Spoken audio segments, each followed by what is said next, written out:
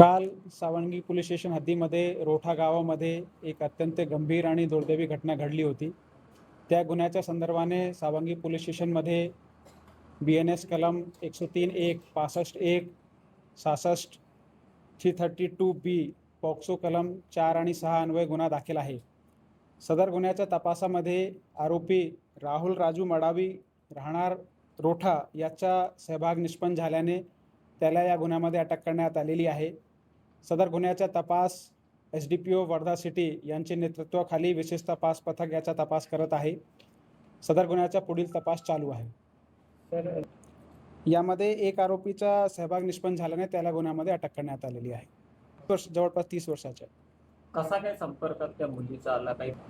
तो जवळच्या शेतामध्ये लेबरर म्हणून काम करत होता आणि त्यांच्या नेहमी त्या घरामध्ये येणे जाणे होते। त्याबद्दल आम्ही तपास करत आहे। सध्या त्याच्या गुन्ह्यामध्ये सहभाग निष्पन्न झाला आहे आणि त्याला गुन्ह्यामध्ये अटक केलेली आहे। आम्ही तपास करतो त्याबद्दल। 30 वर्ष वेळ आहे। सर, याला कुठून ताब्यात घेण्यात आलं? याला त्या गावामध्येच ताब्यात घेण्यात आले। त्याला रात्री चौकशीसाठी आम्ही ताब्यात घेतले होते आणि तपासामध्ये त्याचा रोल निष्पन्न झाल्याने आता त्याला गुन्ह्यामध्ये अटक केलेली आहे। या गुन्ह्यामध्ये आरोपीने त्यांनी काही कबूल केलं नाही, त्याचा सहभाग निष्पन्न झाल्यानेच त्याला अटक केलेली आहे। बाकी आम्ही या संदर्भात मेडिकल ओपिनियन पण घेणार आहे। ते मेडिकल ओपिनियन नंतर बाकी स्थिती अजून क्लिअर होईल। मी आपल्याला सांगतो की यामध्ये ते अत्याचारबद्दल एक मेडिकल ओपिनियन आल्यानंतर ते वस्तुस्थिती जास्ती क्लिअर होईल। त्यामध्ये ते तपास अधिकारी त्याचे DYSP आहे, त्यांना सपोर्ट करण्यासाठी त्यामध्ये ऑफिसर्स आणि मेन असे टोटल 10 लोकांची टीम त्यांना देण्यात आलेली आहे। सर, मुलीचे या संदर्भात थोडा आता बोलणे थोडं योग्य नाही राहणार।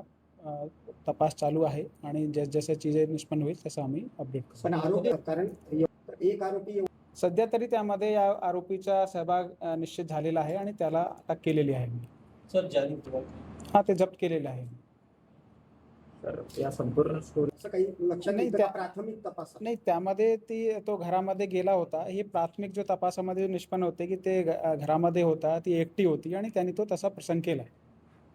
असं अत्याचार झाला आणि दुसरा प्रश्न नाही, हा मुलीचा नातेवाईक नाही आहे आणि दुसरा की तो अत्याचारबद्दल मेडिकल ओपिनियनमध्ये वस्तुस्थिती अधिक क्लिअर होईल।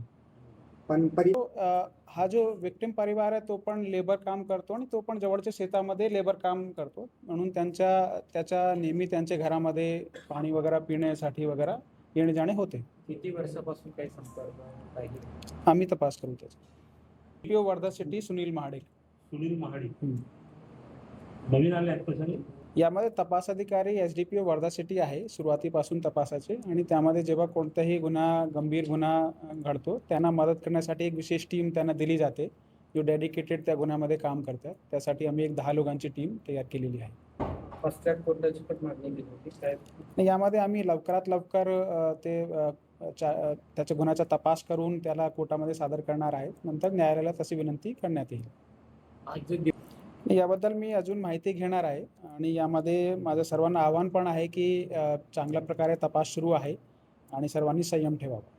सर, नाव नाही असेल तर तो एक गुन्हा आहे।